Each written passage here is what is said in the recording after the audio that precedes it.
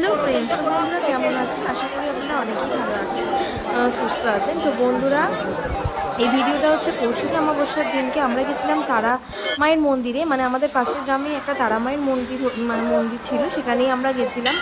আমরা তিনজনে মিলে গিয়ে মায়ের কে দর্শন করলাম, মাকে পুজো দিলাম। সেই ভিডিওটাই আপনাদের সাথে শেয়ার করছি।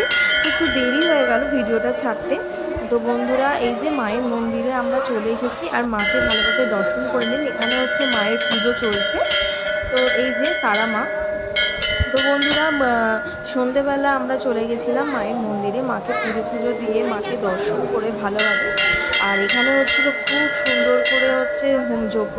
তো সমস্ত কিছু আমি আপনাদের জন্য তুলে এনেছি দেখানোর জন্য।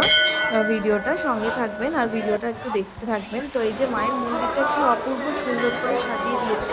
আর এখানে সবাই ধূপবাতি জ্বালছিল। তো দেখতেই পাচ্ছেন, আর অজস্র ভক্তদের সমাগম হয়েছিল এই তারা মায়ের মন্দিরে।